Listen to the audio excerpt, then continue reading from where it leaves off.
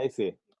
Muy bien, muchas gracias por recordarme que se me olvidó. Sí, sí, bueno, a este momento, esta etapa del ciclo vital y algunas cosas se me empiezan a olvidar, así que le agradezco por hacerme recordar. ¿Ah?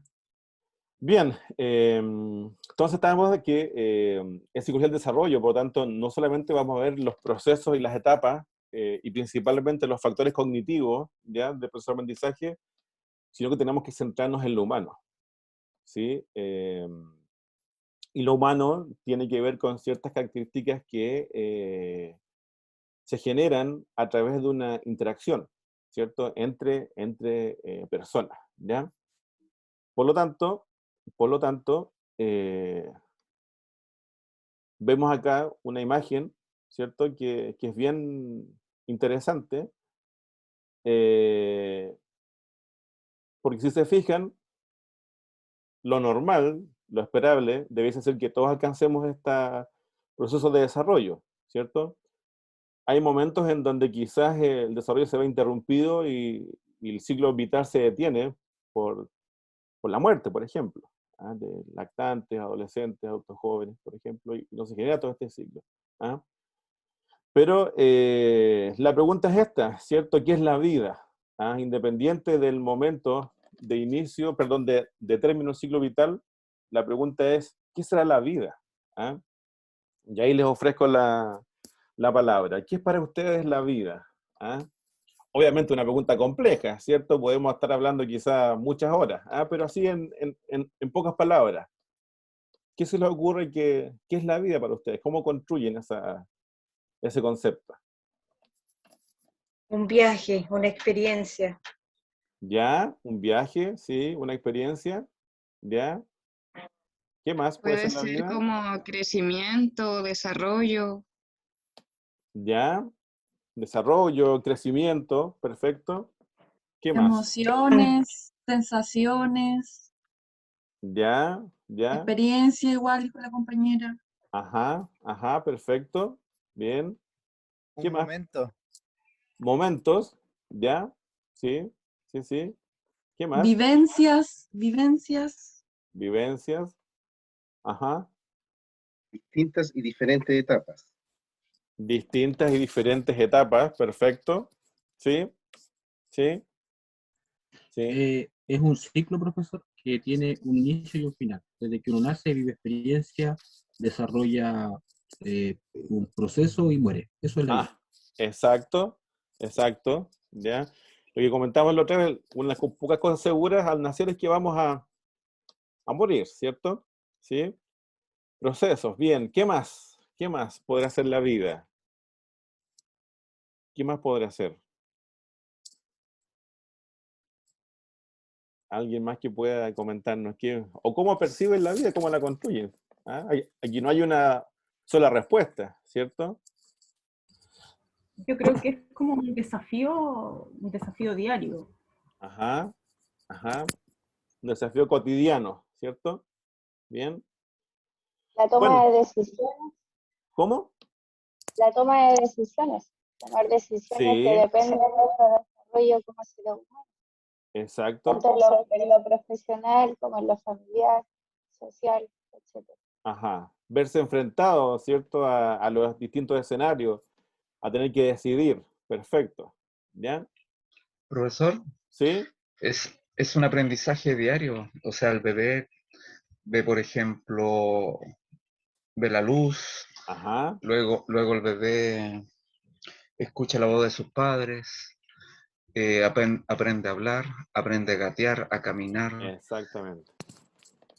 Y la vida es un aprendizaje continuo. Exactamente. Aprender y sentir también, si no somos robots, Sí. ni robot. Ni robot, no somos robots. Exactamente. Bueno, si se Es propio de fijan, los seres vivos. ¿perdón? Es propio de los seres vivos. Yo creo que hay que comenzar por eso, que no solamente el hombre. Ajá, ajá. Ahí ampliamos, ¿cierto? La concepción de vida, ¿cierto? Exacto, exacto. ¿Ya?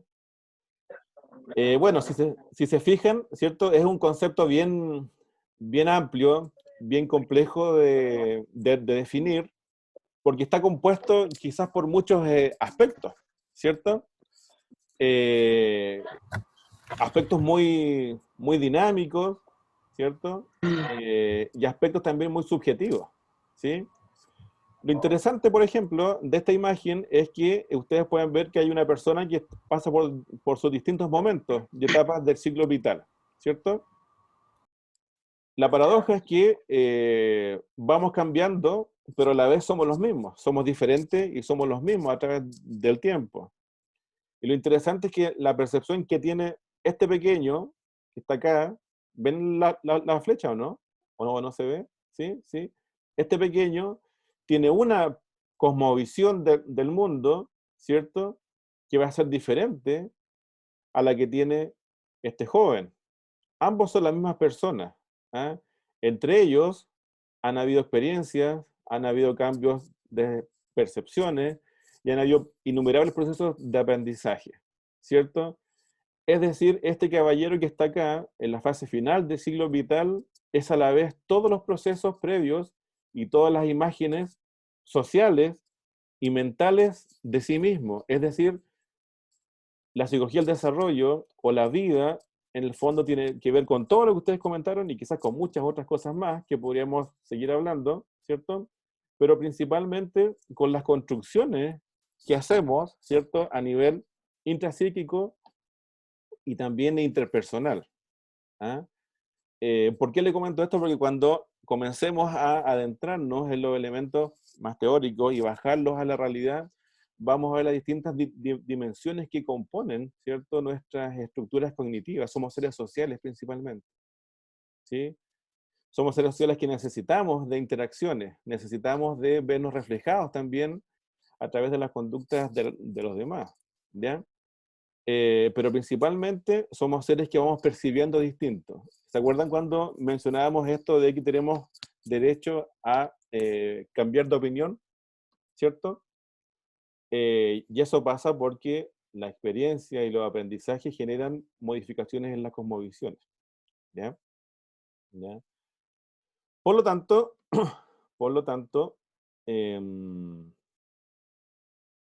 ya, aquí viene un video. Por lo tanto, hay eventos tremendamente significativos en la vida que están asociados a los vínculos con personas que son importantes. Y acá vamos a hablar de estos vínculos primarios, ¿cierto? Hablamos de nuestros padres o de las personas que nos criaron desde que éramos bebés, ¿ya? Por ejemplo, la persona que va a ser significativa para nosotros va a ser aquella que permaneció, que estuvo, que nos cuidó. Y muchas veces, a lo mejor una mamá que trabajaba nos dejaba con la nana y nuestro vínculo va a ser con la mamá o será con la nana. ¿Qué creen ustedes en esos casos? La nana, profe. Con la nana. Con la nana, Con la ¿no es Con la cierto? nana, pues, profesor. Es su mamá, Exactamente. mamá postiza. Exacto. ¿Se fijan? Eso que puede ser muy potente porque Profesor, son vínculos, ¿sí? ¿Sí? igual creo que depende, ¿ah? Depende porque yo creo que el tiempo no se puede medir como en cantidad, sino que en calidad, con la que uno pasa con su hijo. O sea, si yo trabajo todo el día y tengo una persona que cuida a mi hija, pero yo los ratos que tengo libre y soy capaz de, por ejemplo, ser una buena mamá, estar con ella, tener tiempos de calidad, yo creo que igual voy a tener un lazo con mi hija. Sí, el lazo va a estar, el lazo va a estar. Pero no se olviden que los afectos tienen que ver mucho con la presencia y con la intensidad. Hay muchos, por ejemplo, papás o mamás que están con su hijo todos los días. Todos los días los ven.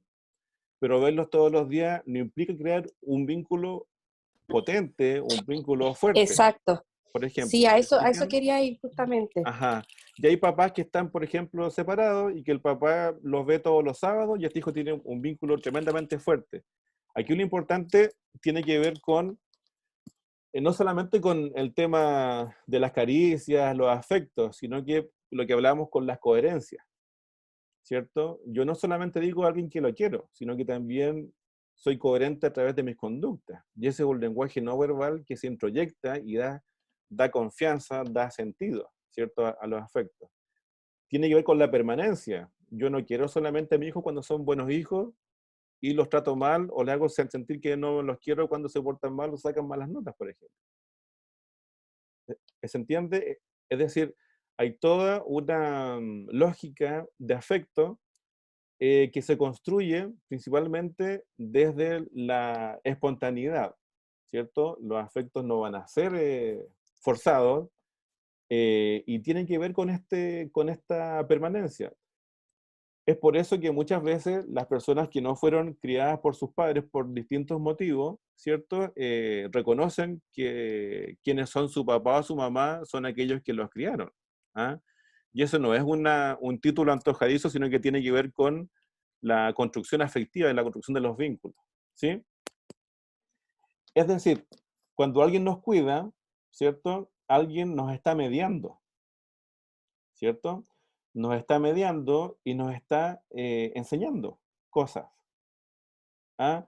Cuando, por ejemplo, los bebés empiezan a comer alimentos sólidos, no es que la mamá le tire, no sé, por la carne en el plato, ¿cierto? Le corta en trozos, le enseña a masticar, ¿cierto? Hay un aprendizaje ahí. ¿Ah? Hay un acompañamiento, hay una mediación, ¿cierto? Y eso es tremendamente importante porque esa lógica de aprendizaje, desde el afecto, ¿cierto? Y también desde la confianza de que esta persona que está cuidando tiene la confianza en que va a aprender a comer este niño o esta niña, ¿cierto? Esa lógica de la confianza va a persistir toda la vida. Y también se presenta en la lógica de enseñanza-aprendizaje cuando estamos trabajando con niños más grandes o con adolescentes especialmente. Y ahí, por ejemplo, tienen un título para la tesis, ¿ya? Que no está muy estudiado. Esto de cómo los procesos afectivos de la infancia, vínculos primarios, influyen en la relación de aula entre los docentes con los estudiantes. ¿Ah? E influye. Ustedes se dan cuenta cuando eran estudiantes, cuando son estudiantes, cuando un profe hace una clase transmitiendo que tienen confianza en que esos estudiantes van a aprender. Y cuando un profe hace la clase y aprieta puros PowerPoint, los lee, pasa y como diciendo, ya cumplo con mi labor nomás, pero ¿qué van a aprender estas personas? Eso se siente. El profesor no lo dice, pero uno lo siente. ¿Se entiende, no? O aquellos docentes que más nos marcaron, por lo general, tenían una vinculación que iba más allá del rol. Había algo ahí de esta preocupación, voy a decir, maternal, en el sentido de cuidar, de proteger, de estar alerta. ¿Ah? Hay una función, no sé si lo han escuchado, que se llama la función alfa, que la desarrollan las mamás por lo general, pero también los papás o los cuidadores. ¿Ya? La función alfa es una función psíquica. Por ejemplo, cuando nace la guagua, ¿cierto? La guagua llora mucho, ¿cierto? Llora. Mencionábamos que al principio, los que han sido papá o mamá, se escucha la guagua y no se sabe qué tipo de llanto es. Y con el tiempo se sabe qué tipo de llanto es, si es de frío, calor, de hambre, si es enfermedad, todo eso. ¿Ya? De hecho, hasta que no se adquiere el lenguaje, la forma de comunicarse los bebés es el llanto. Esa es una forma de comunicación. ¿Sí? Y una forma de comunicación que es muy sofisticada porque lleva encriptado ciertas claves. Entonces, por ejemplo, supongamos que Juanito ya tiene 7 meses de nacido, ¿ya? Y está llorando un día en la tarde. Entonces está con su mamá y la mamá nota que está raro. Dice, no, si algo le pasa, no está tomando pecho, está raro. Y el papá llega y dice, bueno, llevémoslo a la urgencia. Ya, lo llevan a la urgencia, Juanito, ¿ya? El médico de turno revisa al bebé y dice, no tiene nada, si puede ser maña o le cayó algo mal, pero no. Le dejo estas gotitas y tráiganlo si algo le pasa, ¿ya? Llegan a la casa, pero esta mamá no está tranquila. Dice, algo le pasa, algo le pasa. Y el médico le dice, oye, pero si ya nos dijo el médico que no tiene nada. Ya nos dijo el médico que este gordo está bien, ¿ya? Y la mamá dice, no, algo le pasa, ¿ya? Y van a acostar a su bebé a su lugar, ¿ya? y esa noche la mamá sueña que su hijo está enfermo, que está con fiebre, ¿ya? Y que está muy complicado. Se despierta, lo va a ver a su cuna y la agua está hirviendo en fiebre y está casi que se está muriendo, lo llevan a la urgencia y se salvó la guagua, ¿ya? Eso es la función alfa, ¿ya? ¿Qué significa? El bebé llora y transmite ciertas claves que no están constituidas como lenguaje, ¿ya? La mamá lo que hace es que, o sea, la función alfa es tomar ese llanto y psíquicamente irlo decodificando, pero no es automático. Decodificando, lo limpia hasta que recepciona que la guagua le está diciendo que se siente mal y por eso supo siempre que le pasaba algo, aunque la llevaran al médico, el médico que no tenía nada, esa mamá siempre supo que le faltaba algo.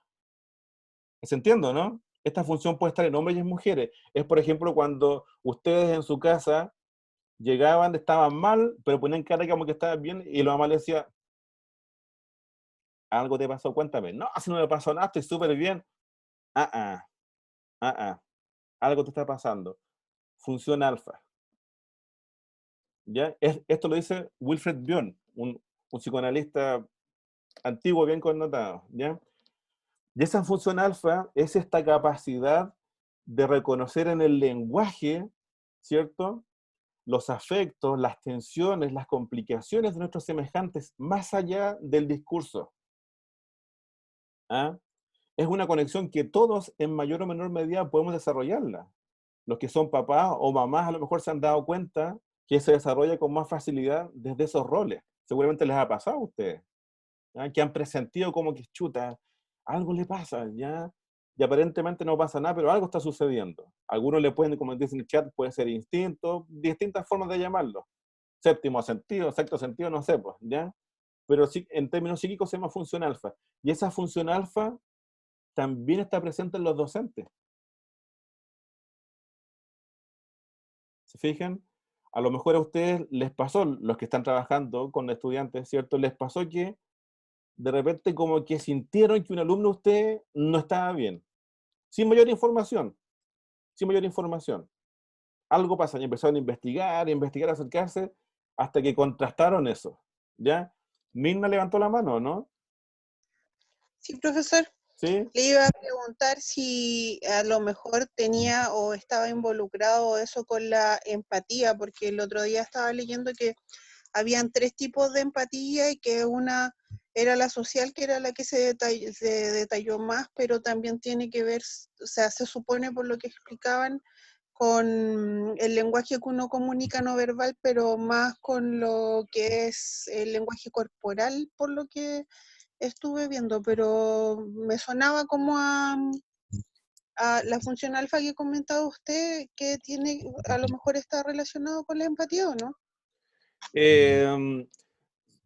Son similares, a ver, no son lo mismo, ¿ya? Pero es una buena precisión la que usted hace, porque la función alfa no la desarrollan todas las personas, ¿ya? Son susceptibles de que la desarrollemos, pero hay gente que nunca la desarrolla. Por ejemplo, hay papás o mamás que la guagua llora o tiene hambre y los tapan, por ejemplo, ¿ya? No sé si ustedes se han fijado a veces que hay como personas que toman la guagua y la reciben y como que se empiezan a transformar en, ¿ya? O sea, no hay eso se llama el holding, que es la capacidad innata de sostener un bebé. Hay gente que le sale natural, y otras personas que le pasan la guagua y se empiezan a deformar, o sea, y ustedes se dan cuenta que no hay un flujo permanente de energía, por darle algún nombre, ¿ya? La función alfa, no todos la desarrollan, ¿sí? De hecho, por ejemplo, la función alfa es súper importante en el aprendizaje porque, voy a ir con la empatía, ¿ya? Pero es súper importante porque cuando el bebé llora, trabaja con sensaciones. No sabe por qué está llorando. La función alfa te dice, lloras porque tienes hambre. Entonces, cuando es coherente, ¿cierto? Lo que me dicen con lo que siento y me dan el biberón y se me pasa el hambre, yo empiezo a crear coherencias en el discurso. Es decir, empiezo a asociar sensaciones físicas con discursos que escucho de las personas más importantes que son los que me cuidan. Entonces genero coherencia. Pero si yo lloro porque tengo hambre y me tapan, ¿ya? Mi sensación no va a ser coherente porque a nivel de sensaciones físicas no estoy satisfaciendo lo que necesito porque la acción que hace el externo no es coherente. ¿Se entiende, no? ¿Se fijan? Y eso es súper importante porque ahí empiezo a crear, no sé si lo comentamos, pero empiezo a crear estos problemas de estructura de personalidad futura, en donde yo no logro interactuar bien con el ambiente porque no fui bien mediado. ¿Ah? Necesitamos un psiquismo auxiliar externo que cuando somos guaguas y niños y niñas pequeños, que nos medie, ¿cierto?, entre mi nivel de sensaciones con el mundo y qué es lo que pasa afuera. ¿Ya? La empatía, sin embargo, se puede aprender, se puede ejercitar. ¿Ya? Tiene que ver con esto de, primero, conocer los contextos y posicionarme desde un lugar que me permita, ¿cierto?, entender o acercarme a la experiencia del otro.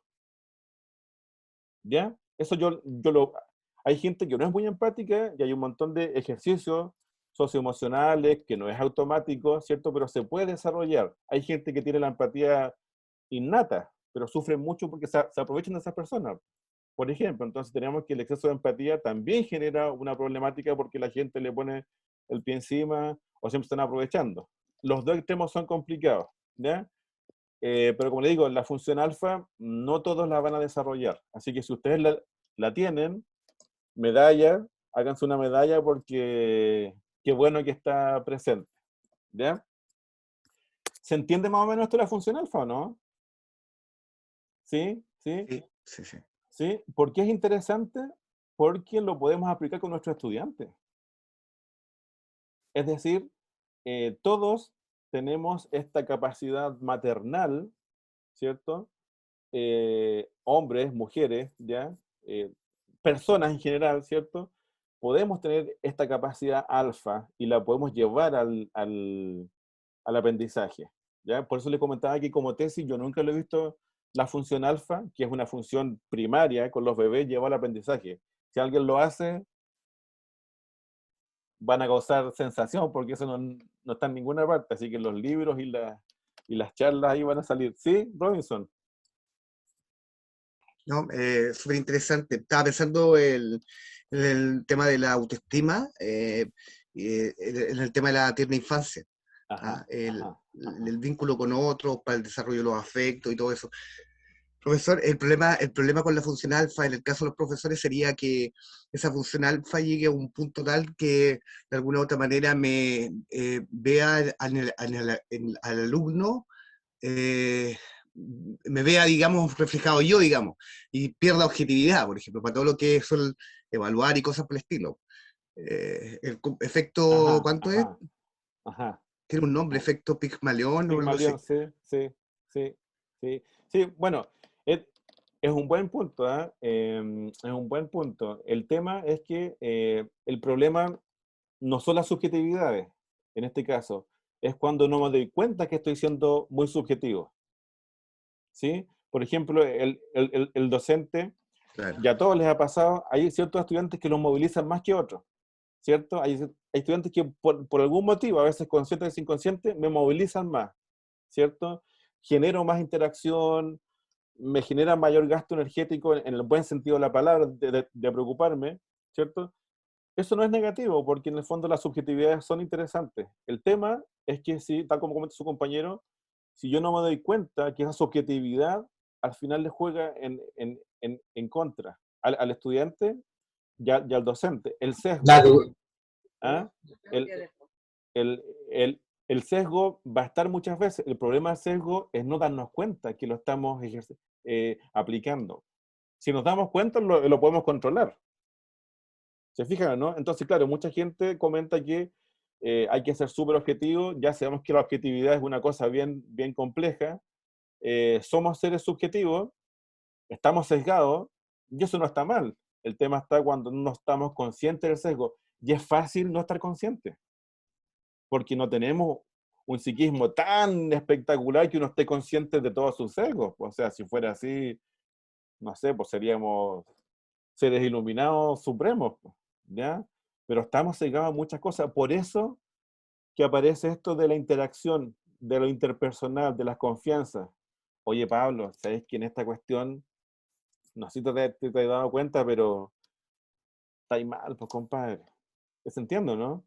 ¿Se entiende? Por eso que necesitamos vincularnos desde la confianza, desde el afecto, porque los demás son nuestros reflejos sociales que son capaces, cuando nos conocen, de reconocer aquellos aspectos y demostrarnos.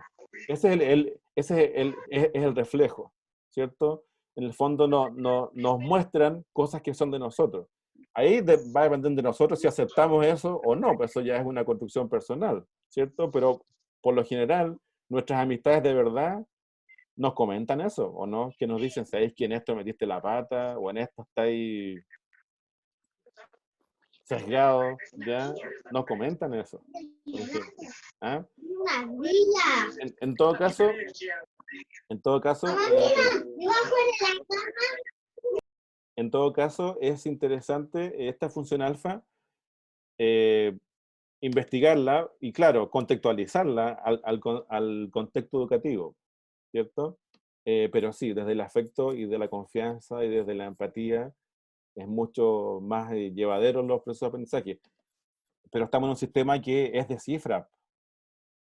¿Se entiende? Estamos en un sistema que nos piden datos, porcentajes, en números, ¿ya?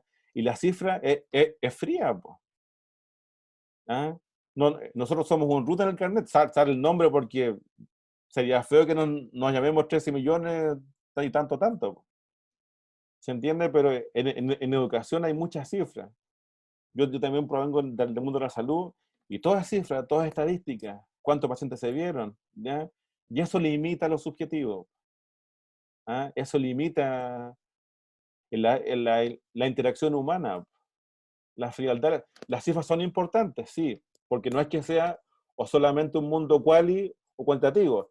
Tenemos que ver cómo integramos estos dos mundos, ¿ya? Pero la pega de ustedes es súper, súper compleja, ¿sí? Bien, hasta acá estamos claros, ¿no? ¿Se va entendiendo? ¿Sí? ¿Sí? Sí, profesor. Sí, Sí, profesor, perfecto. súper bien.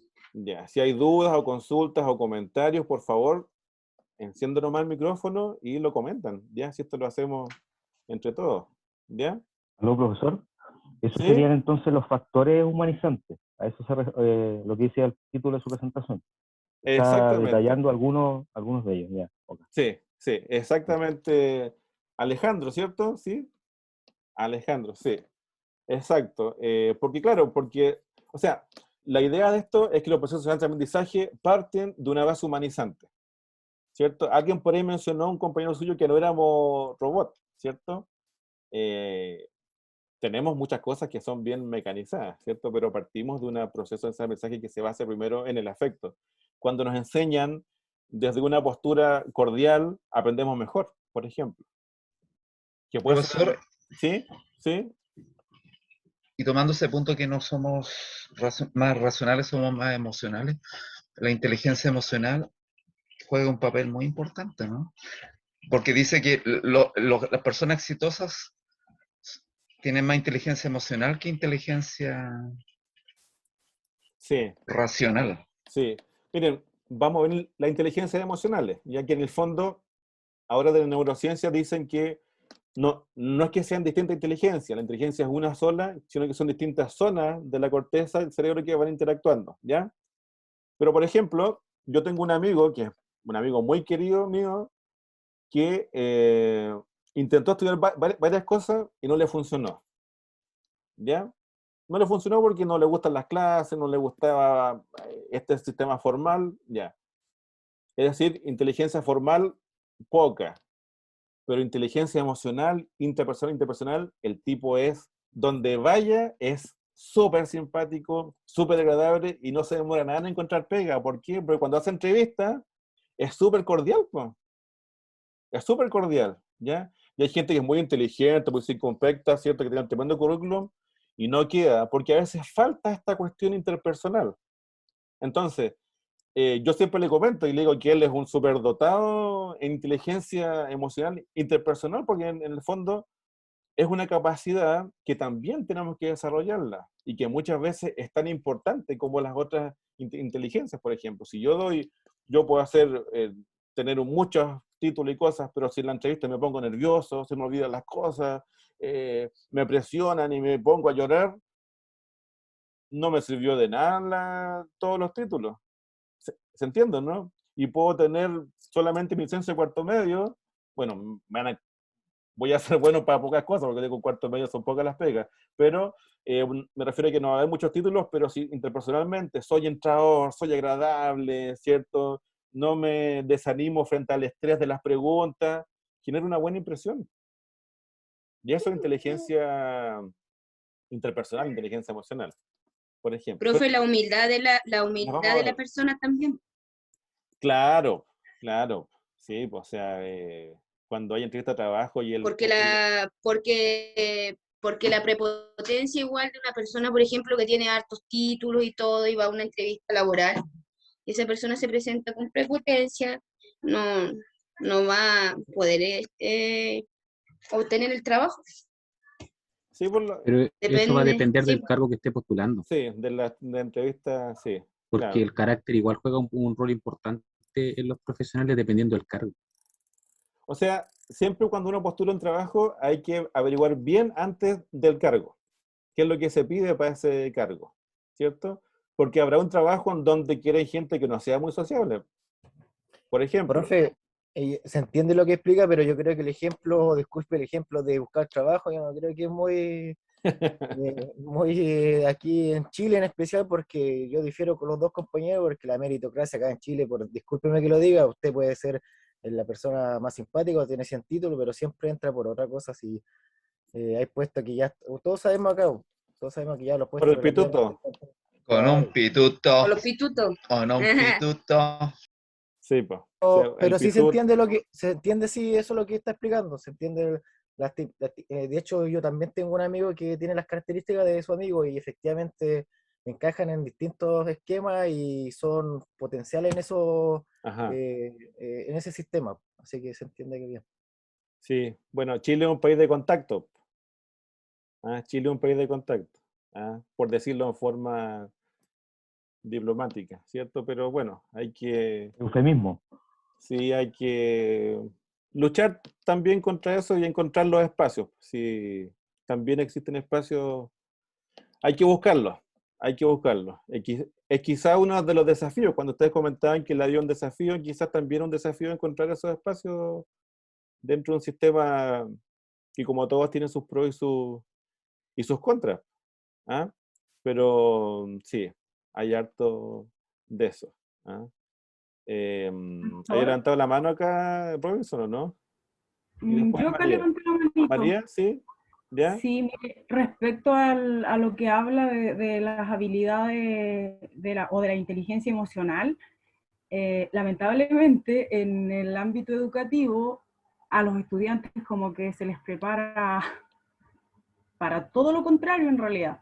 No se incluye, o sea, de hecho yo considero que debería estar desde un inicio la educación o la inteligencia emocional incluida en el currículum. Ajá. Y recién ahora en pandemia, como que creo que se le está dando un poco más de importancia.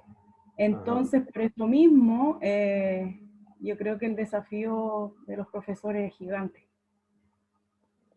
Es tremendo desafío.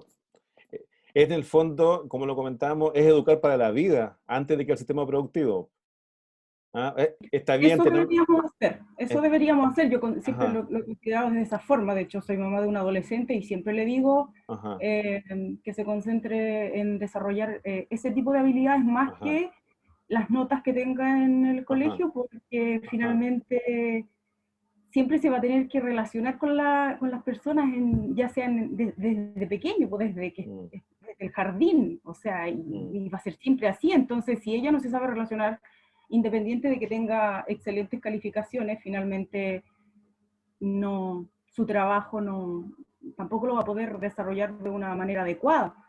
Entonces, siempre la he educado en ese sentido. Yo, de hecho, soy ingeniera en gestión de recursos humanos y soy súper cargante con ese tema. En el establecimiento que trabajo, desde un inicio lo planteé, de hecho, antes de la pandemia. Ajá.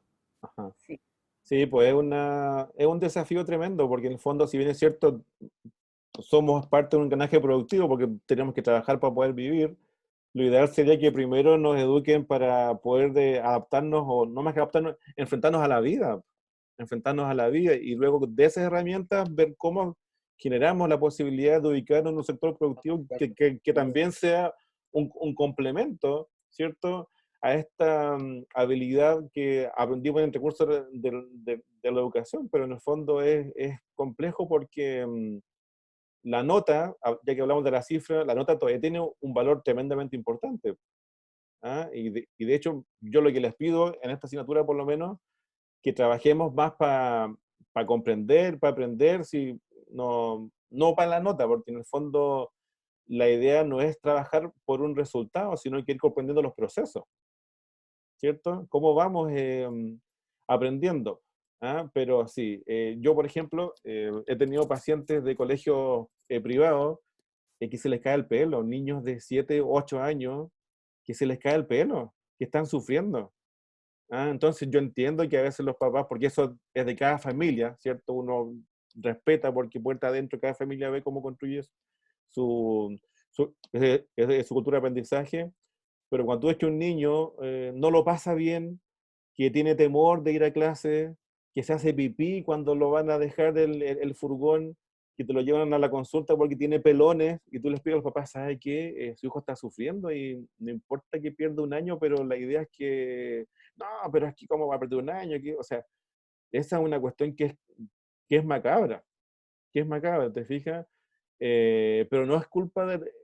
O sea, una cosa es el sistema, pero otro punto importante también son los padres, el papá y la mamá, o quienes están criando. ¿Ah? Y esta cuestión de verse reflejados muchas veces en los hijos. ¿Ah? Que ustedes seguramente lo han enfrentado también muchas veces en sus contextos educacionales. Lo que hablábamos, los padres que participan, que favorecen los procesos de aprendizaje, uno ve a estos hijos más contentos. Son diferentes, por ejemplo. ¿Ah? Bien, ¿alguien más quería comentar algo por ahí o no? ¿Que vi una mano delante? ¿No? Yo, profesor, de nuevo. ¿Ya? Lo que pasa es que, bueno, mirándolo desde el tema de productividad, igual tampoco es un negocio. El tema de que no haya salud mental y que no haya educación funcional, porque a la larga los adultos, hablando de lo que son productivos, por ejemplo, tenemos niños que salen de un liceo técnico profesional que tienen capacidad de autogestionar sus emociones, que si se ven con plata, tampoco ven qué es lo que pueden hacer o cómo pueden crecer más allá, que al final tienen un mal manejo frente a la vida o frente a las circunstancias que les toca, caen en adicciones o tienen problemas de salud mental respecto de, no sé, estaba leyendo también el tema de los intentos de suicidio, Ajá, que ajá. han sido 3 veces más que este año que el año pasado, entonces, y eso genera licencia, entonces a la larga se pierde igual el trabajador o la formación que esa persona pueda tener. Igual es un mal negocio no tener salud mental. Mire, eso que comenta es re interesante.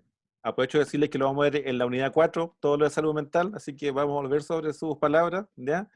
Y a la compañera que es ingeniera en recursos humanos, una de las cosas más complicadas de hacer entender a las empresas, en el Departamento de Recursos Humanos, es decirle que si las empresas mantienen a sus trabajadores contentos y contentas, con un salario decente, ¿cierto?, con un buen servicio de bienestar, se enferman menos y a la larga tienen menos costos para las empresas.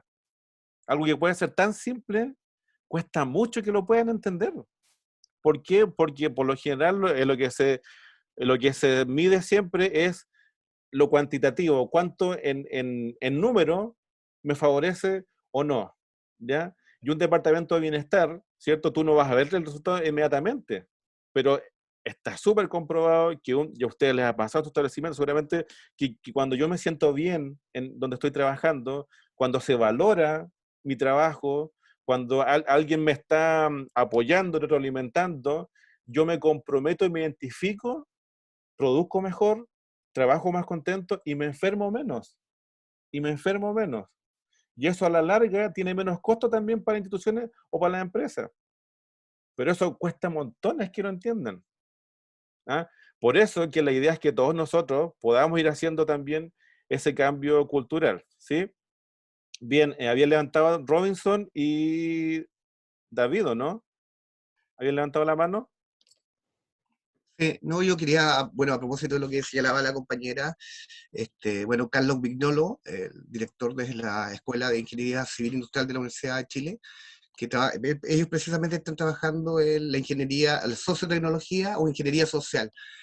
Se le cambió el nombre de ingeniería social porque el lugarteniente de Hitler, Goebbels, la echó a perder. Pero como sociedad está comprobado que no necesitamos más puentes, no necesitamos más, ya hemos construido suficientes puentes, suficientes coches, y que el tema está por construir personas amorosas. Y que precisamente y las personas amorosas y los vínculos se relacionan precisamente en la interacción con otros. Ahí ocurre la sinapsis. De hecho, por ejemplo, es un error, un autor que me gusta mucho, dice que es un error, por ejemplo, dar licencia a gente por forma. Es evidente que hay muchos perros mucho más humanitarios que algunos tipos caminando por ahí con dos patas que no, tienen menos características humanas, digamos. Ajá. Sí, sí. Súper interesante lo que comenta el compañero. ¿Ah? Sobre todo en el tema de los afectos. ¿Sí? No interesan tanto, o sea, hay una base, hay un número básico de neuronas, pero más que neuronas interesa cuántas conexiones establecemos entre las neuronas. Y a mayor interacción de afecto, mayores conexiones, que es lo que comenta su compañero. ¿Ah? Claro, profesor, así como para terminar, de hecho, si el humano fuera a nivel genético, la diferencia genética entre nosotros con los primates es de 2%. O sea, somos muy similares genéticamente a los primates. Por lo tanto, lo humano no está en los genes, sino que está precisamente en la capacidad de establecer relaciones interpersonales. Sí, en lo comunitario, ¿cierto? En esta cuestión de apoyarnos. ¿Ah? Hay un libro, ya que hablamos de eso, de un historiador judío, de animales a dioses, Harini. parece que se llama. Harini. Ese libro. Si lo pueden conseguir, pueden leerlo, léanlo porque es súper interesante. Ya habla un poco de esto, de cómo desarrollamos culturas, civilizaciones, porque nos empezamos a asociar. ¿Ah? Empezamos a confiar en otros. ¿Ah? Y cómo la confianza es tan importante. Cuando voy a comprar pan, yo confío en que el pan está bien hecho. No le pregunto al panadero, ¿hizo bien el pan? Confío en que está bien hecho. Y nos constituimos sobre montañas de confianza. ¿Y cuándo empieza a fallar la sociedad? Cuando la confianza empieza a desaparecer o se empieza a esfumar, que es un poco lo que está en una crisis de confianza actualmente, por ejemplo. ¿Ah? Relacionado con lo que ustedes están comentando. ¿Sí? Bien, David Carrillo y David también habían levantado la mano. Sí, profesor, ¿cómo se llama el libro que mencionó? Porque lo están preguntando acá en el chat. Sí, de animales a dioses. Parece que se llama. Yuval Noah Harari. Sí, esperemos un segundito.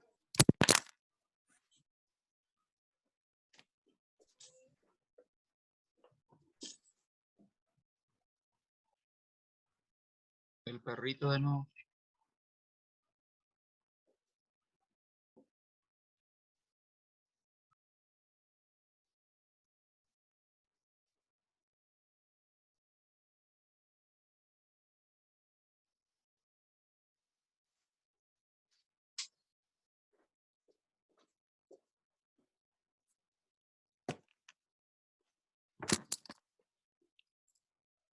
Es ese.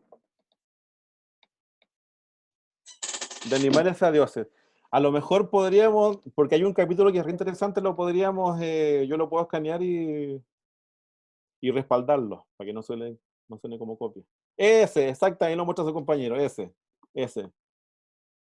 Es un libro. Ese, sí. Sí, sí. Vamos por la misma línea, exactamente. Como dice ahí Alejandro. Sí. Es súper interesante. Hay muchas cosas que uno las supone y que están confirmadas acá. ¿Ah? Chuta, el perro. Espérame un segundo, por favor.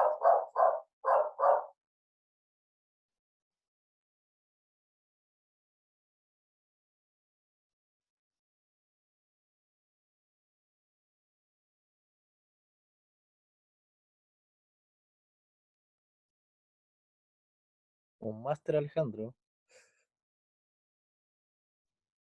Sé con el Alejandro. Alejandro, Tengo seamos el compañeros del resumen. grupo. Que preste un libro atrás. Y el más piolita.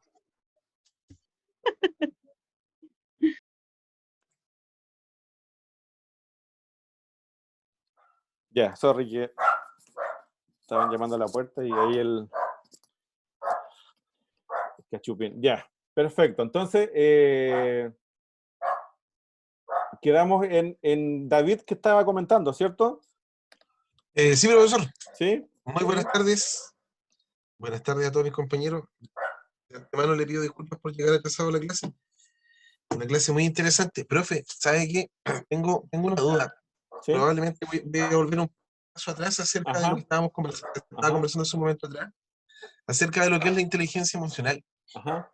Mi primera duda es, ¿en qué edad se define el tipo de inteligencia en el niño? Porque me imagino que eso va muy asociado también al carácter, porque la inteligencia emocional no es algo que todos desarrollen. De hecho, hay algunos postulados que dicen de que hay ciertas características para poder alcanzar la inteligencia emocional, que también Ajá. creo que, me parece que si no estoy equivocado, es una inteligencia que es bastante nueva. No tiene tantas décadas hacia atrás de existencia como como la inteligencia matemática, lingüística, naturalista y otras más, en comparación a aquellas.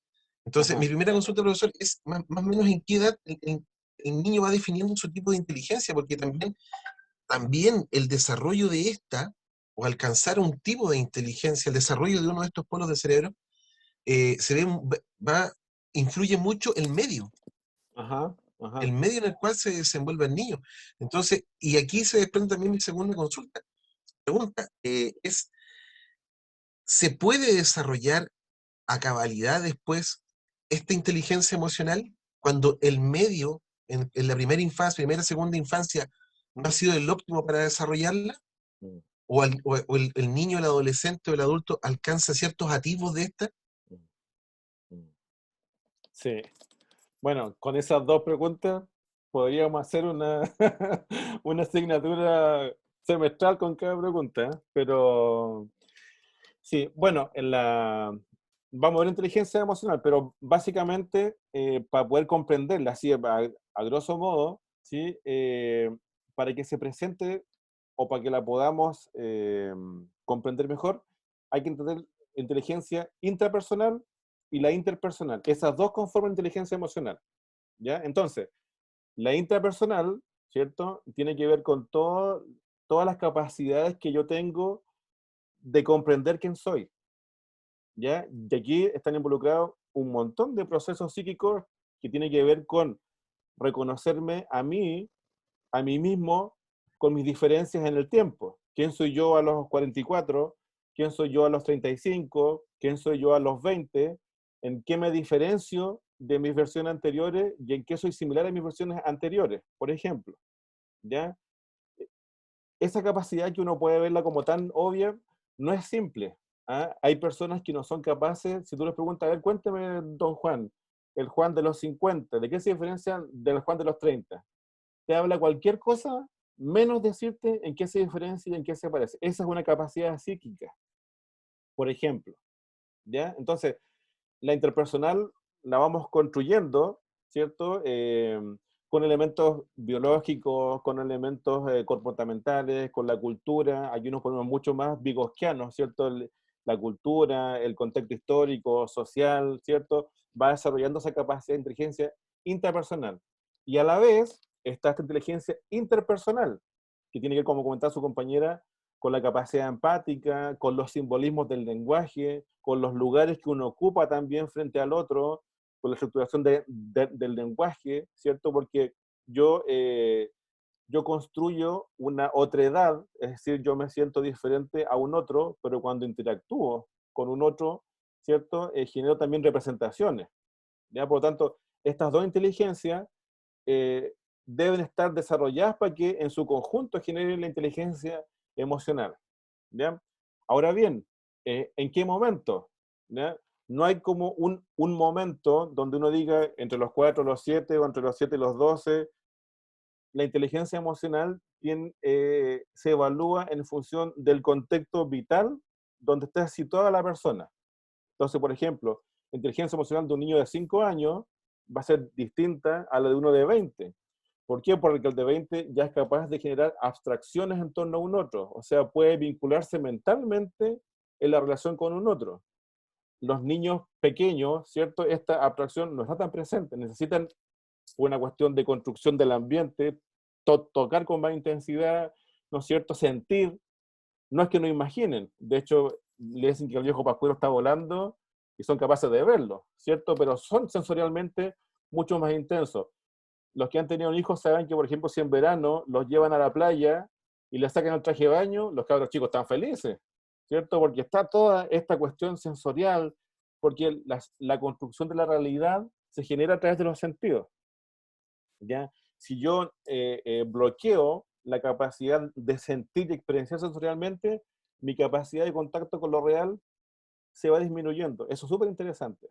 ¿Ah? Cuando somos bebés, cuando nos van bañando, vamos escuchando, nos van tocando, ahí recién nos empezamos a dar cuenta que existe un mundo externo a nosotros.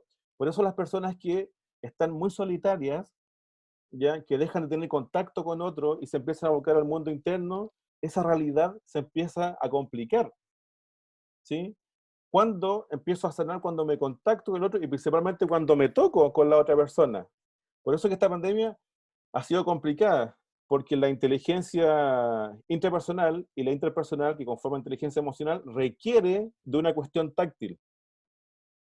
Requiere de que nos toquemos. ¿Ah? Porque la construcción de lo real está a través de la sensorialidad. Yo puedo estar pololeando con alguien por chat, pero voy a querer tocarle un momento a la persona para saber que es real.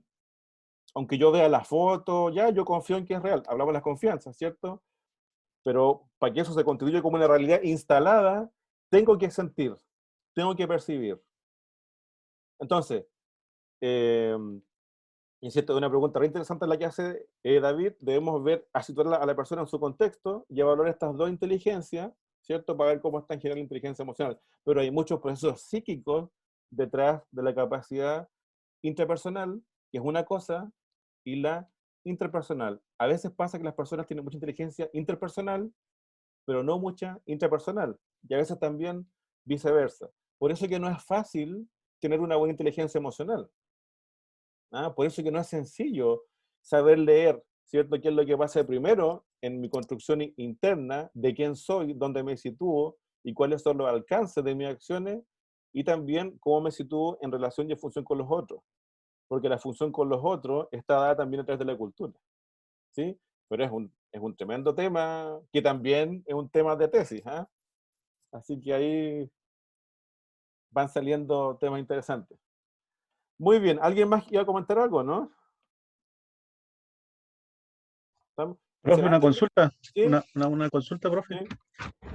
¿Sí? Respecto a lo que usted recién estaba hablando de la parte emocional que maneja mucho los sentidos del ser humano y su relación o interrelación con los demás, entonces, por esa consecuencia misma, por esa falta de relación ya, digamos, más tangible, en estos momentos Japón tiene una de las tasas más altas de suicidio.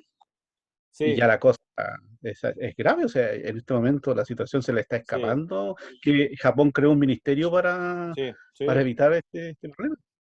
Sí, mira, Japón tiene un monte, el monte, ¿cuánto que es? Donde la gente se va a matar. Y Fukuyama puede ser, si lo pueden después googlear, creo que el monte Fukuyama tú vas, empiezas a recorrer y empiezas a encontrar cadáveres, esqueletos. Ahora la gente, ahora el Estado lo cerró porque mucha gente se iba a matar ahí. Es una cuestión súper macabra. Y existen además esta cuestión La de situación es grave. sí, los Tokoyaman, Makaki, no sé cuánto es que son esta gente que se encierra en sus habitaciones. ¿Ah? Y no sale, solamente el contacto es virtual. Y pasan años encerrados. ¿Ya? Que es una cuestión bien frecuente. ¿Sí? Obviamente Sí. esa soledad genera ciertos cambios a nivel también de la corteza, a nivel de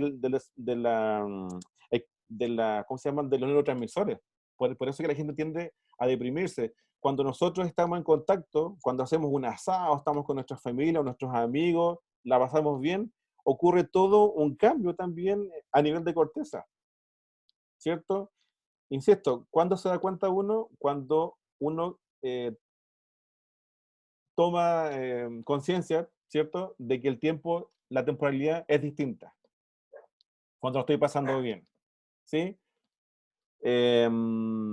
Vamos a ver, insisto, en la unidad 4, todo lo que es salud mental, especialmente en adolescentes. Ya en nuestra región, por lo menos acá en Los Ríos, hace un tiempo atrás éramos líderes nacionales en suicidio adolescente, por ejemplo. ¿Ya? Y es por un tema también emocional, ¿cierto? Principalmente. No solo de las primeras estructuraciones vinculantes, sino que también de cómo esas estructuraciones deficientes dejan huella, porque de adulto somos todos los vínculos que tuvimos antes. ¿Ah? Su compañero por ahí preguntaba, parece que era si uno podía, no sé si mejorar o desarrollar la inteligencia emocional. Con el tiempo, se puede desarrollar, pero lo más importante que eso es ver cómo sanamos las fracturas afectivas que traemos todos en mayor o menor medida. ¿Ah? Porque partimos de la base de que, por ejemplo, ninguno de nuestros padres cuidadores fueron perfectos en la crianza. Y si no lo hicieron bien, no significa que fueron malas personas. Es que no siempre estamos con todas las condiciones de poder criar adecuadamente. Los papás también se cansan, tienen problemas, ¿cierto? También traemos nuestras propias historias. ¿Se entiende? Entonces, todos tenemos algún tipo de fractura emocional que se va a manifestar principalmente a nivel de relaciones interpersonales. Allá aparecen nuestras yayas. Aparecen en dos momentos, bajo estrés y en los vínculos interpersonales. Y con nuestros estudiantes establecemos ¿qué? Vínculos interpersonales. Entonces también estamos expuestos psíquicamente. Pero eso no lo pensamos. Pero estamos expuestos con nuestros estudiantes. Porque si comprendemos que el proceso de aprendizaje se basa en lo afectivo, lo que hablábamos antes, yo me comprometo con un proceso y me comprometo primero desde lo afectivo. Y cuando hay afectos, está mi historia también desplegada en las relaciones que estoy estableciendo. ¿Sí? ¿Ya? ¿Ya? Bien. Oye, lo peor de todo es que recién llevamos perdón. ¿Aló? ¿Una acotación, profesor? Ahí sí. Sí. Profesor, con respecto al ejemplo de Japón, yo creo que, bueno, hay una tradición milenaria que se creen en serio el tema del honor, que Sí. también es un factor determinante, no es tanto, digamos, la depresión y nada, sino que se suicidan por una serie de otros motivos que tienen que ver con el honor. Sí, interesante lo que comenta Alejandro. Yo me acuerdo cuando hace un tiempo atrás una empresa de autos traía una falla. No me acuerdo qué empresa era en los frenos. Y salió, no sé si había sido el gerente, así, pero el tipo humillado.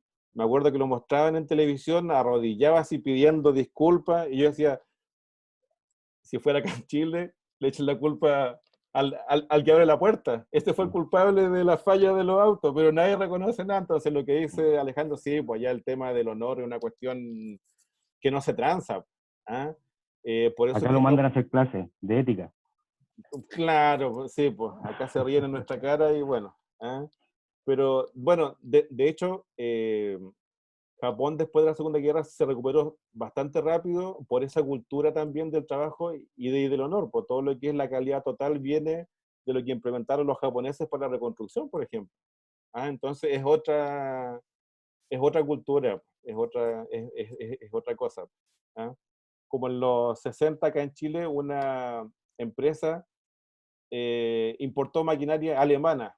Era la época de las máquinas alemanas. Entonces todos importaban máquinas alemanas. Entonces el gobierno importó, la Corfo financió los privados, y cuando llegaron las máquinas alemanas, pasaron 6 meses y la producción no subía. Y era porque las máquinas alemanas estaban hechas para tipos de 1,80 m, y los chilenos medían 1,65 m promedio, entonces no alcanzaban las palancas, por ejemplo.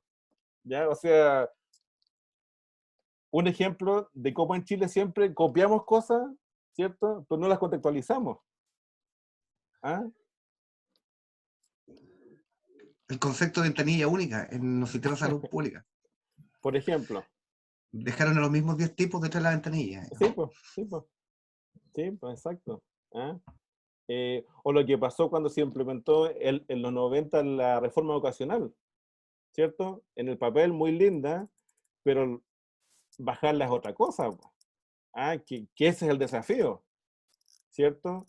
Que es un poco el desafío que tenemos nosotros en la asignatura, ¿cierto? ¿Sí? Claro. Con un colega, compañero acá del curso, con Ricardo, comentamos un día precisamente que los sistemas de aseguramiento de calidad, no solamente en educación, sino que incluso en la industria, han fracasado precisamente por eso, porque esos sistemas de aseguramiento de calidad tienen su origen en una cultura muy distinta a la nuestra. Lo que plantea Álvaro Fischer, la cultura occidental ya murió, no está en la UTI, murió. Sí. Entonces tenemos que recuperar, hay un aprendizaje digamos que está al debe de hoy. Sí, sí. Eso un poco lo toca tangencialmente la Adriana Valdés y Nuquio Ordine, ¿cierto? Esto del rescate de lo oriental, pero también de lo occidental a través de las artes y de la cultura. Si nos fijamos, por ejemplo, para la gente que le gusta esta cuestión de la geopolítica, ¿no es cierto? Si nos damos cuenta, China está comprando todas las empresas que antes eran occidentales acá. Pues la luz fue italiana, fue española, ahora es China, por ejemplo. O sea, se vienen cambios importantes, y los cambios más importantes son los que no nos damos cuenta que están sucediendo. Pero lo que hizo su compañero, sí, pues el tema con lo occidental es que nosotros somos herederos de una cultura occidental, ¿cierto? Pero si empezamos a hilar un poquito más fino, efectivamente nos damos cuenta que de un tiempo a esta parte hay un cambio importante, ¿sí? Lo dice también este caballero, no sé si lo han leído, yo creo que sí, Martín Oppenheim, por ahí tiene unas lecturas de la muerte también de la cultura occidental. ¿Ya? Es complejo, ¿ya? Pero bueno, eso también da parto, ¿ya? Pero sí. ¿David había levantado la mano? ¿No? Sí, profesor, sí. Era justamente tocando el tema acerca de cómo tendemos a copiar cosas y a importar cosas que muchas veces no nos sirven. Yo, mire, escuché durante mucho tiempo cuando se hablaba acerca del sistema de Nueva Zelanda de educación. ¿Ya? Un sistema exitoso en Nueva Zelanda. Y que se podía implementar en Chile. La verdad de las cosas es que esto es a título personal, es una opinión personal. Yo creo que nada de lo que copiemos a otros países va a resultar en Chile. Y por un tema social, porque como sociedad somos distintos a la sociedad neozelandesa, somos distintos a la sociedad británica, que es una sociedad ordenada, cuadrada en ciertos aspectos, o una sociedad asiática. Entonces, mientras sigamos copiando y tratemos de mejorar en base a copiar modelos, a eso me refiero, no vamos a avanzar nunca. Probablemente sería más pertinente tomar la idea y adaptarla a nuestra sociedad, porque la sociedad se mueve y avanza de una forma muy dinámica. Hemos tenido cambios sociales, pero en muy corto plazo. Entonces, esa era la acotación que yo quería hacer nomás, profesor. Muchas gracias. Sí, bueno, es que el cortar y pegar es más fácil, pues. Es más fácil cortar y pegar, entonces, porque leer, aplicarlo, ¿cierto? Evaluarlo, contextualizarlo, formalizarlo, es una pega importante, interesante. ¿Ah? Pero en Chile esa cultura del cortar y pegar, o la ley del mínimo esfuerzo, lamentablemente está como bien transversalizada. Y claro, hay muy buenas ideas de afuera que se pueden aplicar, pero requieren que alguien las piense. ¿Ah? Y en Chile hace tiempo que tampoco hay un sector intelectual que esté, o sea, si ustedes piensan ahora, desde los movimientos sociales, ¿qué representante de la intelectualidad chilena tiene algún discurso que sea interesante? ¿O qué agrupación de personas? ¿O qué universidad, por ejemplo? Son muy pocos. Porque el pensar no genera divisas, pues. ¿Ah? O sea, ya está peligroso, pues. Es hasta peligroso. ¿Ah? Entonces, yo creo que en eso, esa también es, cuando hablamos de lucha cultural, tiene que ver también con esa lucha, pues, con esa lucha de generar capacidad de pensamiento crítico, respetando los espacios, ¿cierto? Pero claro, somos diferentes, no podemos tampoco copiar ideas de afuera. Mira, en salud hubo un tiempo que llegaron muchos antidepresivos que eran hindús. Entonces, por ejemplo, a los pacientes les daban 2 fluoxetinas que funcionaban y con las pastillas de ahora, con 4, recién le hacían el mismo efecto.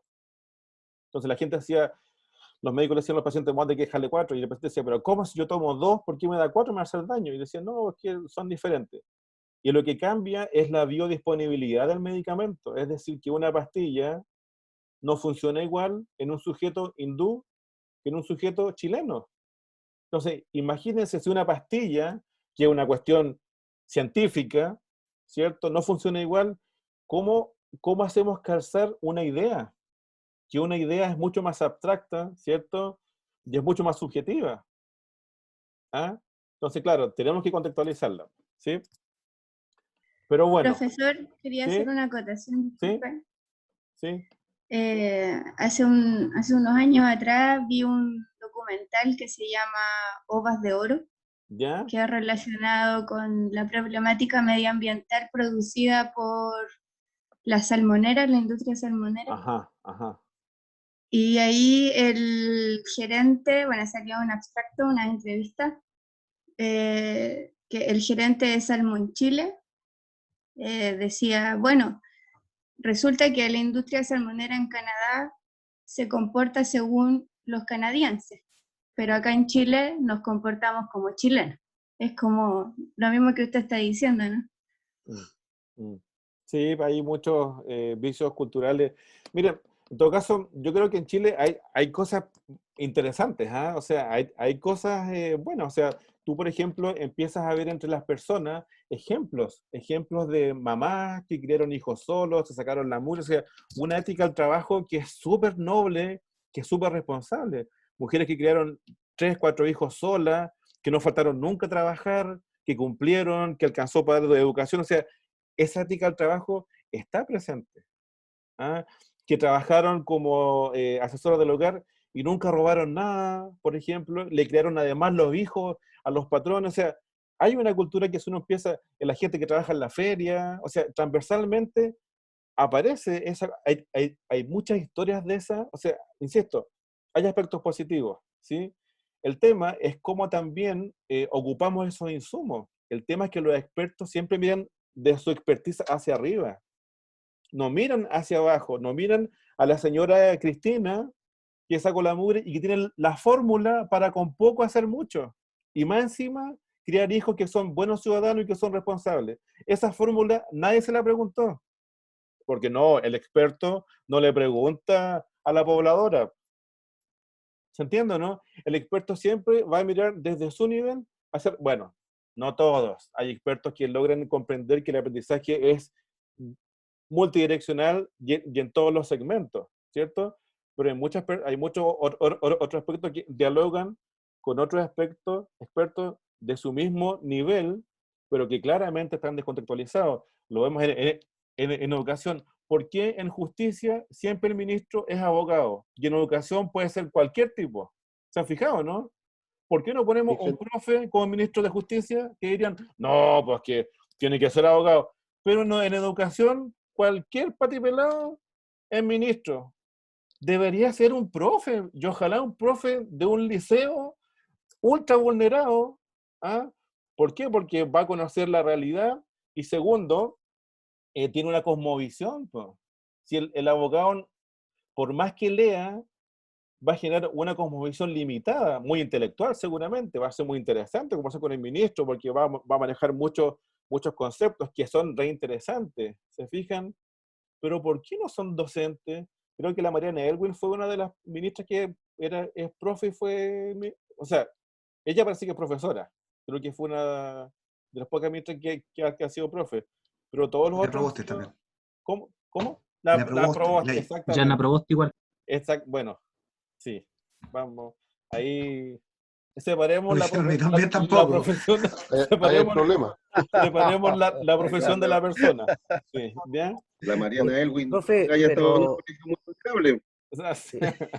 Profe, pero es que ahí ¿Sí? va de la mano de lo que dice usted, la formación para poder abrirse a la inteligencia emocional, porque efectivamente, si volvemos al punto inicial, cuando usted da el ejemplo de los cargos que uno va a postular, y puede ser distinta a un cargo directivo, y usted ve que hay veces que hay directivos que no tienen ese expertise que menciona usted, que es la parte baja, y por ende toman decisiones a la pinta de ellos y ni siquiera son atingentes o coherentes a las necesidades que tiene distintos rubros. Y eso son las malas decisiones y se ve desde la política de Chile y la parte privada. Por eso no estamos bloqueados todavía y estamos con el sesgo todavía de la antigüedad acá y no tenemos ese proceso de transformación donde nosotros ya tenemos que pegar el salto y dejar de, como dice usted, copy-paste y, y no va a ser porque no nos aceptamos nosotros mismos, porque estamos en una era donde somos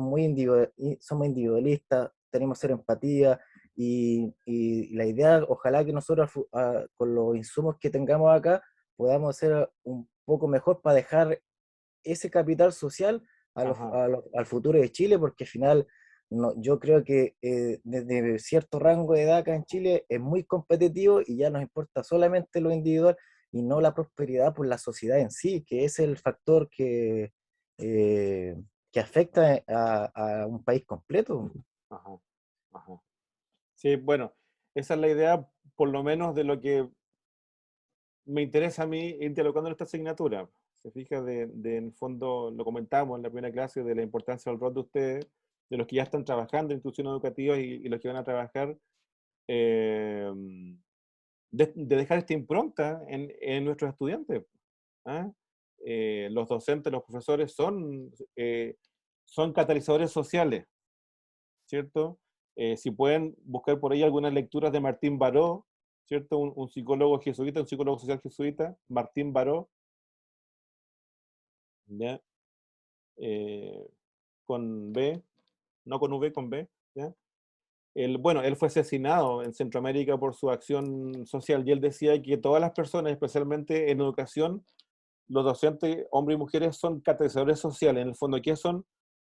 Un catalizador es un agente, ¿cierto? Que impulsa, que motiva, ¿cierto? Que imprime pasión, ¿ah? Y que genera una huella en la persona que está acompañando. Pero esa huella parte de lo afectivo y también de lo social. ¿Ah? Yo empiezo a querer mi comunidad, parto por mi familia, ¿cierto? Y de ahí voy tratando a mi comunidad, ¿cierto? A mi entorno, a mi territorio y finalmente a mi nación.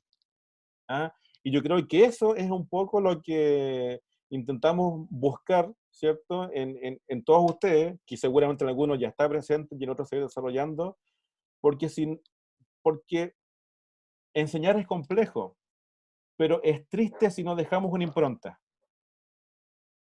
¿Se entiende? ¿No? Si enseñamos y nadie, nuestro estudiante, después algún día va a hacer un brindis por mi profesor de gastronomía, por ejemplo, que me enseñó esto con afecto, recuerdo, con cariño, va a ser triste porque el aprendizaje, insisto, se basa en lo afectivo. Y el afecto deja huella, para bien o para mal, deja huella. ¿Se entiende? Entonces, esas huellas, y seguramente, insisto, todos nosotros tenemos recuerdos agradables, y otros no muchos, de nuestros profesores, pues. ¿Ah? como esta profesora que les contaba yo, que le entregó un pancito con dulce membrillo a este niño en ese momento, y que ese recuerdo lo salvó después cuando estaba en psicoterapia. Un gesto de cariño, un gesto de amor, que no tenía por qué hacerlo esa profesora, y lo hizo. Y cómo ese gesto marca. Por eso que el contenido es importante, pero más importante es el gesto de acompañamiento en el proceso de aprendizaje. ¿Ah? Si todos aprendemos mejor con una palmadita en la espalda, pues. ¿Ah? Todos aprendemos mejor cuando nos están acompañando. ¿Se fijan? Bien. Vamos a avanzar un poco con las diapos, ¿ya? Porque, pero esto es lo interesante, pues, ¿ah? De ir también interactuando y escuchándolo. Entonces, vamos a ver un video. Espero que se escuche bien, ¿ya? Ahí ustedes me comentan si se escucha o no.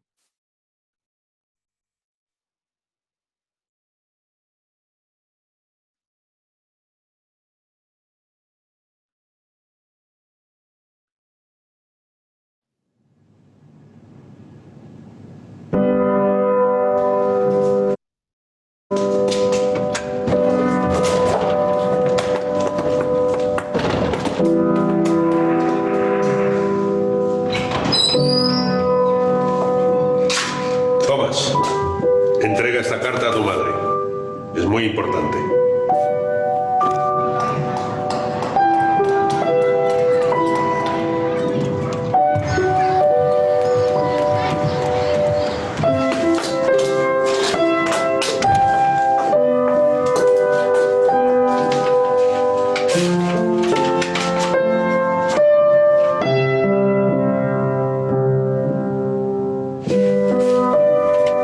Aquí dice que eres muy especial, Tomás. En tu colegio ya no pueden enseñarte nada más porque eres el más listo. También dice que a partir de ahora seré yo la encargada de enseñarte. Ellos ya no saben cómo hacerlo.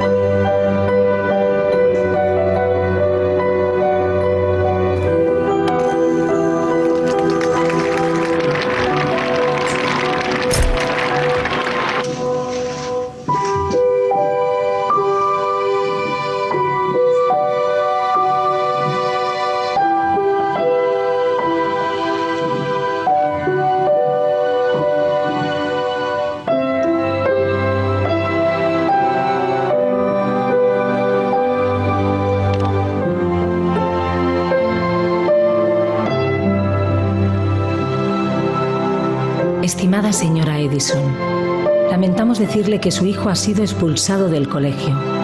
Es un pésimo estudiante y no avanza como el resto de sus compañeros. Por ello, no podemos permitirle que siga estudiando. Será usted quien tendrá que hacerse cargo de él a partir de ahora.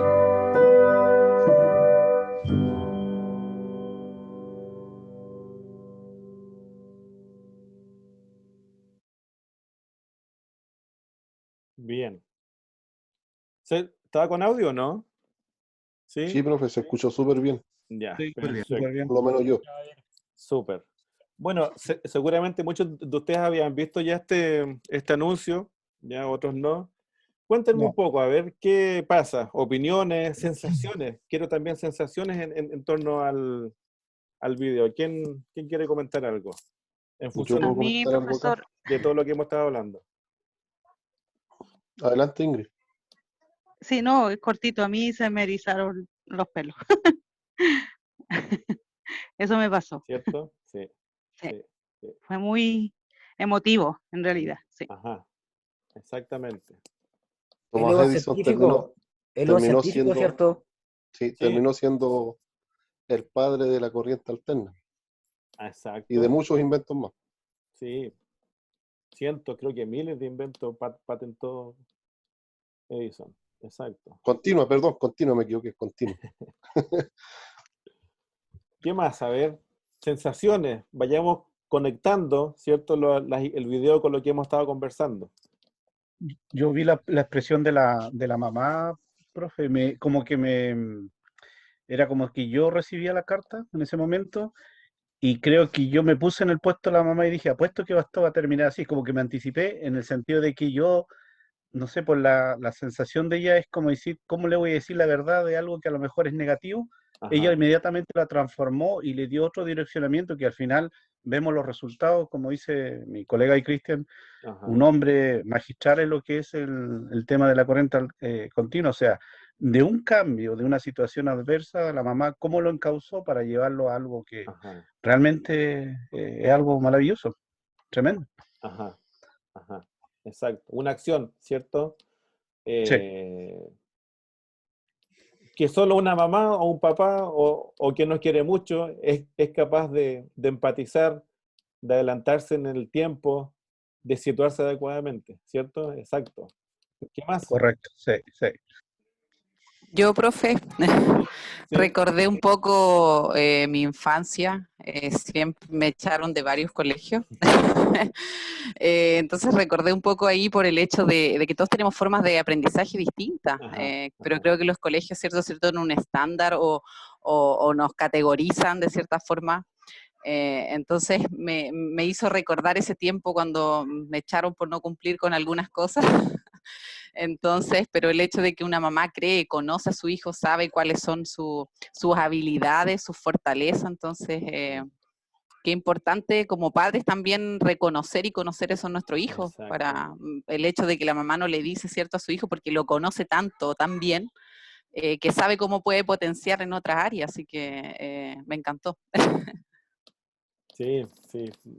Uno evoca también eventos personales, ¿cierto? Porque es potente el video. ¿Ah?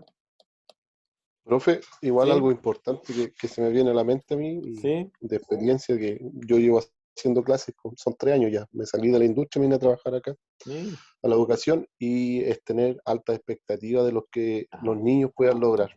Eso es súpermente importante y motivador a la vez también. Y hay niños que dentro del aula, en lo teórico, son malos, digamos así, no son buenos, no tienen tanta habilidad, pero los lleváis a la hora del taller y son los mejores, son los excelentes.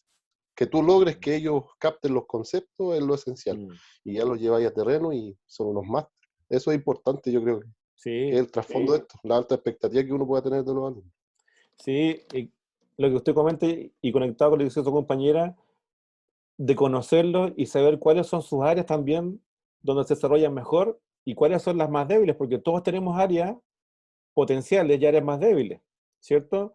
Y eso más que ocultarlo, hay que reconocerlo. Si nosotros estamos conscientes de cuáles de nuestras áreas no son tan potentes, ¿cierto? Precisamente podemos dedicar la energía a mejorarla, pero también a situarnos en aquellos espacios donde tenemos mayores competencias. ¿Ah? ¿Qué es lo que pasa? Muchas veces los niños, ¿cierto? Tienen 6, 7 años y no saben la operación matemática hacerlas bien porque estructuralmente, funcionalmente aún no son capaces de hacerlo. Y les da con la cuestión, ¿cierto? Y les ponen el profe particular, el papá, el hermano mayor y todo, y más encima y la comparación. ¿Y por qué tu hermano aprendió y tú no? Estamos podando neuronas de una forma, pero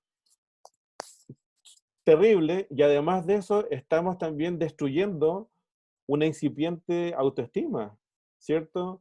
Esta capacidad de sentirme competente, ¿cierto? Mi autocompetencia, ¿cierto? Por lo tanto, es re interesante lo que comenta Cristian en el sentido de reconocer cuando él dice, pero en la parte práctica, el cabro es re bueno. Bueno, si somos buenos para el agua, nademos, ¿ah? Pero si no soy bueno para nadar, hagamos el intento, y si no, bueno, busquemos en qué otra área yo me desarrollo mejor, porque no todos somos buenos en todas las cosas.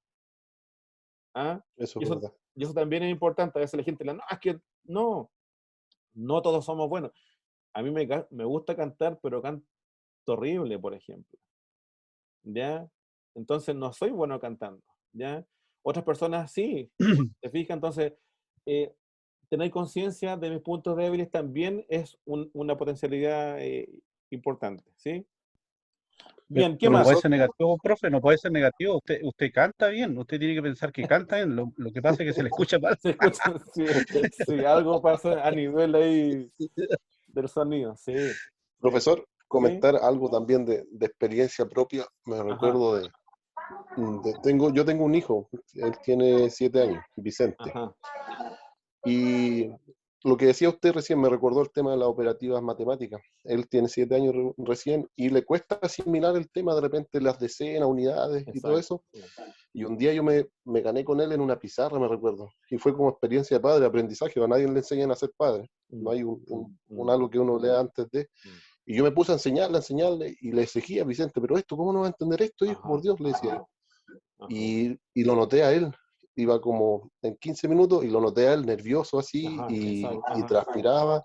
Y yo dije, ¿qué estoy haciendo mal? Estoy coartando a mi hijo de estas Ajá, cosas. Y dije, yo no puede ser, yo no puedo adelantar la educación de mi hijo antes de lo emocional. Así que dejé hacer eso súper. y pasaron unos días y traté de ingeniármelas cómo poder enseñarle el tema de las decenas. A él le encantan los autitos Hot Wheels, así que cada vez que podemos le compramos. Bueno, ahí cumplo yo mi sueño también, comprar Hot Wheels. Y lo otro, me acordé que a él le gustaban los Hot Wheels, así que empezamos a jugar con los Hot Wheels y busqué la metodología cómo enseñarle con los Hot Wheels. Y le enseñé de otra forma, que es lo cotidiano, como lo enseñan a nosotros. Es complejo, pero de esa forma encontré la idea de poder enseñarle, no como le estaba metiendo presión, en algo que a él le gustaba y lo aprendió así, lo que en media hora iba a aprender ahí, en 10 minutos lo aprendió acá. Yo creo que hay que buscar estrategias, es importante eso. Bueno, cuando veamos el constructivismo y aprendizaje significativo, vamos a volver sobre su ejemplo de aprendizaje, porque ahí hay mucho de eso. Hay mucho de eso. Así que súper, muy bien, linda experiencia. Había levantado la mano, no sé, por acá, Romina parece, ¿no? ¿Sí? Sí, profe, hola. Hola, hola. No, yo quería contar mi experiencia. Yo estudié pedagogía y yo no me pude titular por una situación súper puntual. Yo Ajá. soy la reina de la coordinación. Y en pedagogía de educación física teníamos gimnasia artística. Y la profe nunca entendió, por ejemplo, que tenía otros potenciales. Yo jugaba fútbol, vóley, bádminton, me iba súper bien. Y en el último año no pasé el ramo, así de simple. Y no me pude titular. Entonces, lamentablemente, es el tema ese de no saber enseñar nos acompaña hasta que el día en que nos moramos. Lamentablemente, siempre vamos a tener un mal profe en la vida. Y eso no va a cambiar nunca. Lamentablemente, entonces nosotros como ahora estamos estudiando para ser docentes, lo ideal sería cambiar el paradigma, pero uno cuando se inserta en los colegios, me ha tocado hacer clase varias veces, te das cuenta que la mitad de los profes no se meten por vocación. Y por eso la educación chilena está tan mala. Y lamentablemente eso no va a cambiar, o no va a cambiar en un futuro próximo. Sí, mira, hay una estadística, no me acuerdo dónde leí, que decía que los profes nuevos que entran son los que más rápido se estresan y tienen burnout, creo que a los 6 o 9 meses de trabajo, dentro de las profesiones orientadas a las personas. Uno podría pensar que es un técnico paramédico en urgencia, un médico, no sé, y son los profes. Son los profes. Y eso yo creo que tiene que ver con lo que dice su compañera, ¿ah? Con qué es lo que se encuentran dentro de las culturas institucionales de los establecimientos. ¿Ah? Es que justamente, por ejemplo, la prueba que me tocó dar la PSU, solamente mide conocimiento, pero a ti no te miden cómo vas a hacer tú en tu vida docente. No hay un test psicológico para ver si vamos a ser buenos docentes o no. Entonces, justamente desde ahí parte el problema. Sí, bueno, lo que comenta Romina es un poco lo que este programa intenta también, no sé si compensar, porque no tiene que ver con eso a lo mejor, pero sí como quizás complementar. ¿Ah? Es distinto una formación de grado de gente que salió de cuarto medio a gente adulta como ustedes, por ejemplo. ¿Sí? O sea, es muy diferente. ¿Ah? Porque hay construcciones de vida que también son distintas. ¿Sí?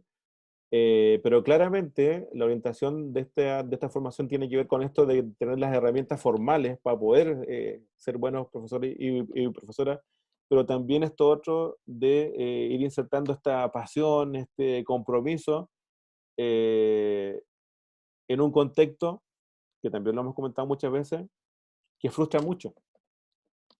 ¿cierto? Porque tal como comenta su compañera, y no solamente en el área de los docentes, sino que en muchas profesiones, se estudió lo que se pensaba nomás que se podía alcanzar o lo que era más abordable. El tema está en que el rol que ustedes están realizando en este momento, los que ya están trabajando y los que van a hacerlo, es tremendamente importante.